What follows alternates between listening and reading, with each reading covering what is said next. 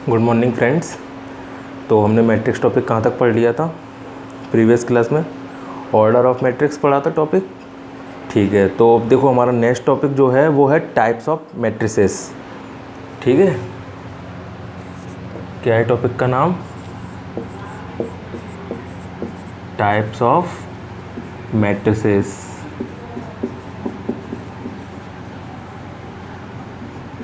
अब इससे डिफाइन हो रहा है कि हम किसके बारे में बात करने वाले हैं, ऑब्वियसली कि हमारे मैट्रिसेस कितने टाइप के होते हैं।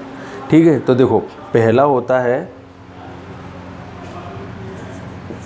Column matrix.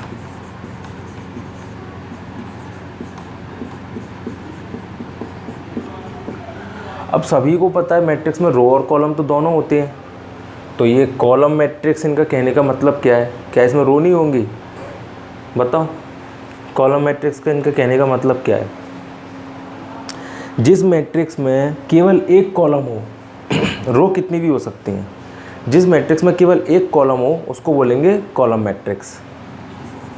It has only one column.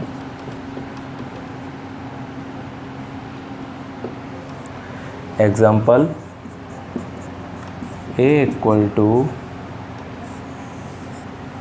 2 5√3, या कोई और एग्जाम्पल क्या हो सकता है? B equal to 3 1 0 -2। अब देखो रो कितनी भी है, फर्स्ट सेकंड थर्ड, 3 रो है इसमें 4 रो है, लेकिन कॉलम क्या है? एक ही है ना, तो इसको क्या कहेंगे? Column matrix. ठीक है, अब इसको हम रिप्रेजेंट कैसे करेंगे? जैसे कि हम जो जनरल मैट्रिक्स था उसको कैसे रिप्रेजेंट करते थे? AIJ मैट्रिक्स में लिखा रहता था, और बाहर क्या लिखा रहता था? M×n, ये लिखा रहता था ना। अब हमें पता है इसमें एक ही कॉलम रहेगा, एक ही कॉलम रहेगा, तो इस n की जगह आ जाएगा 1, M×1। IJ तो वो रिप्रेजेंट करेगा कि कौन से टर्म्स का ये एलिमेंट है, कौन से टर्म का एलिमेंट है, फर्स्ट रो में है कि सेकंड रो में है कि थर्ड रो में है, और कॉलम तो 1 ही रहेगा, कॉलम तो 1 ही रहेगा, तो J की जगह भी 1 आ जाएगा।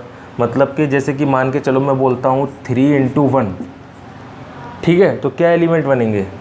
A1 1, A2 1, A3 1।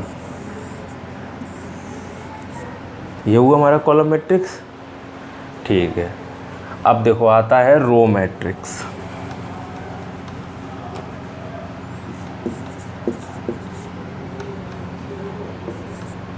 अब रो मैट्रिक्स क्या कहेगा? जैसे कॉलम मैट्रिक्स बोल रहा था केवल एक ही कॉलम रहेगा, वैसे ही रो मैट्रिक्स में रहेगी केवल एक रो। ठीक है, यहाँ भी चेंज हो जाएगा। अब देखो एग्जांपल तो मैंने दे ही दिए, तो मैं इससे पता चली गया कि केवल एक रो रहेगी, लेकिन कॉलम कितने भी हो सकते हैं। तो एक रो रहेगी तो m की जगह तो आ गया 1 और n कॉलम। अब जैसे कि मैंने बोल दिया 1×4, 1×4 हो गया, तो रो तो एक ही रहेगी, तो A11 A12 A13 A14। अब देखो रो तो एक ही है, लेकिन कॉलम 1 2 3 4 हो गए। ये हो गया हमारा रो मैट्रिक्स। अब थर्ड मैट्रिक्स आता है अपना स्क्वायर मैट्रिक्स। कौन सा? Square matrix. अब देखो तुम्हें नाम से ही पता चल रहा होगा, स्क्वायर। स्क्वायर का मतलब जितने रो उतनी कॉलम, तभी तो एक स्क्वायर बनेगा। रेक्टेंगल मतलब अनइवन होता है, लेकिन स्क्वायर का मतलब है दोनों ही चीज़ इक्वल होनी चाहिए। तो इसकी फर्स्ट कंडीशन क्या रहेगी? Number of rows equal to number of columns, जितनी रो उतने कॉलम। तो इसको मैट्रिक्स को कैसे रिप्रेजेंट करेंगे? A equal to in matrix AIJ, ठीक है, M×n होता है, तो या तो हम इसको लिख लेंगे M×m, क्योंकि m इक्वल टू n रहेगा, number of rows equal to number of column रहेगा ना, तो m इक्वल टू n रहेगा। तो हम इसको क्या लिख सकते हैं? AIJ m इंटू एम या ए आई जे n इंटू एन। ठीक है, ये हो गया स्क्वायर मैट्रिक्स। जितनी रो उतने कॉलम। अब जैसे कि मैं एक जनरल एग्जांपल लेता हूँ। ठीक है,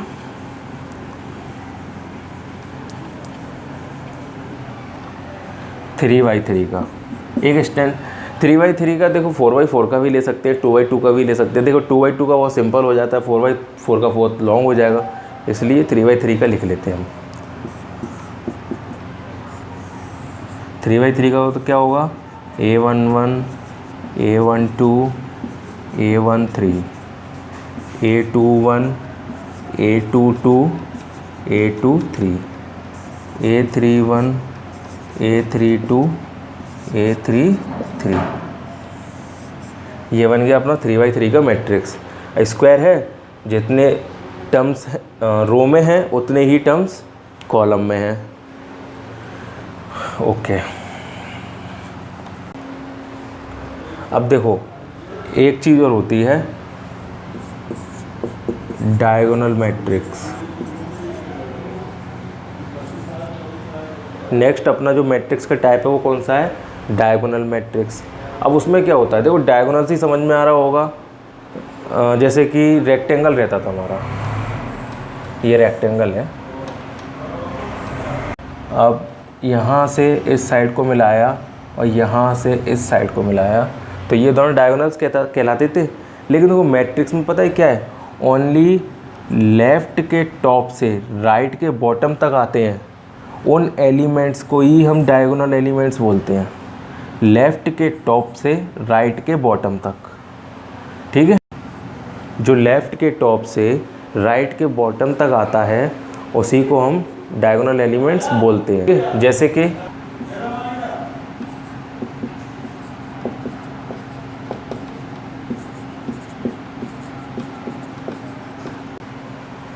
ठीक है, अब इसमें ये लेफ़्ट के टॉप से राइट के बॉटम तक ये सारे एलिमेंट क्या कहलाएंगे, डायगोनल एलिमेंट्स।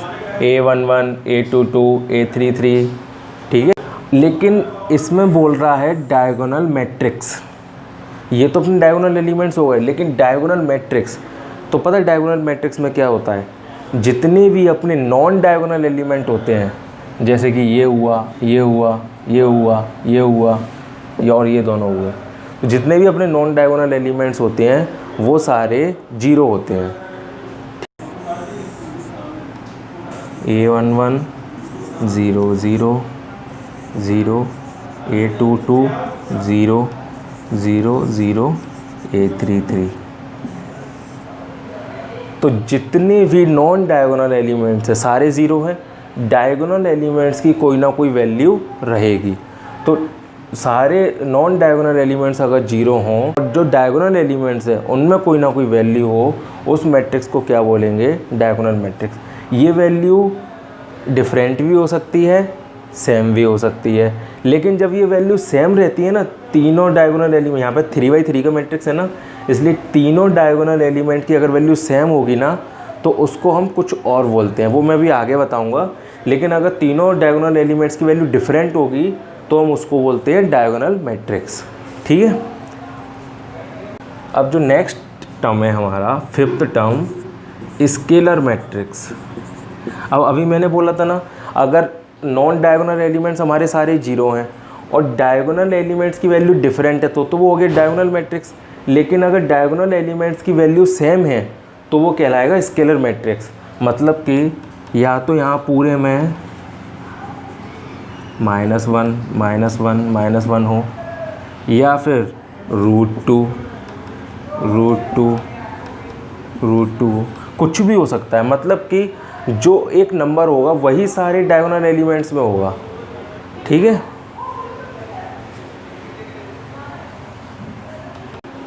अब जो देखो सिक्स्थ टर्म होता है, सिक्स्थ टर्म कहलाता है, कौन सा कहते हैं, आइडेंटिटी मैट्रिक्स। इसमें क्या है, ये देखो, अब स्केलर जो मैट्रिक्स था वो डायगोनल मैट्रिक्स का एक स्टैंडर्ड फॉर्म था। क्यों? क्योंकि डायगोनल मैट्रिक्स में तो सारे डायगोनल एलिमेंट डिफरेंट होते हैं, स्केलर मैट्रिक्स में सारे डायगोनल एलिमेंट्स की वैल्यू सेम होती है, और जो आइडेंटिटी मैट्रिक्स है ना वो स्केलर का भी स्टैंडर्ड फॉर्म है। ठीक है, स्केलर का भी स्टैंडर्ड फॉर्म कैसे है,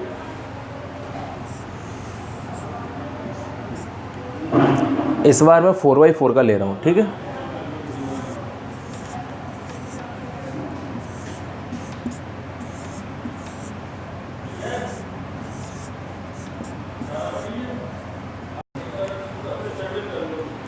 ये 4x4 का मैट्रिक्स हो गया। अब देखो यहाँ सारे जगह जितनी भी डायगोनल एलिमेंट्स हैं सभी जगह क्या है, 1 है।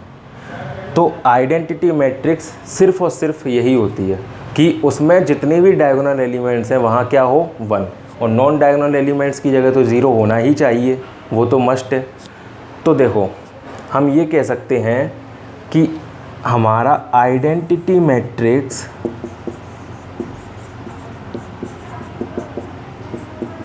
को हम क्या बोल सकते हैं कि ये स्केलर मैट्रिक्स है। क्यों बोल सकते हैं बताओ, क्योंकि यहाँ पे सारे डायगोनल एलिमेंट्स की वैल्यू क्या है, सेम है।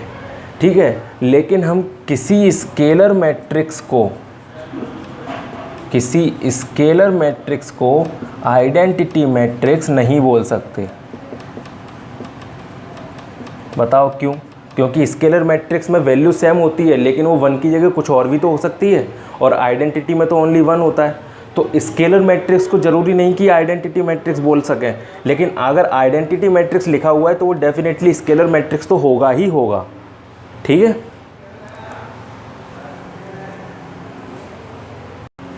अब जो लास्ट हमारा मैट्रिक्स है, हमारा टाइप्स ऑफ मैट्रिक्स में 7th नंबर, वो कौन सा है, जो लास्ट हमारा मैट्रिक्स है नल मैट्रिक्स, इसको हम जीरो मैट्रिक्स भी बोलते हैं।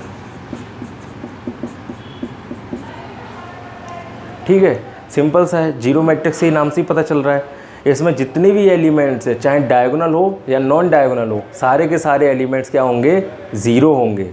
ठीक है, ये हो गया नल मैट्रिक्स या फिर जीरो मैट्रिक्स। तो ये हमारे सारे टाइप ऑफ मैट्रिक्स हो गए, कितने थे, 7 टाइप्स थे ना, सारे के सारे कंप्लीट हो गए। ठीक है,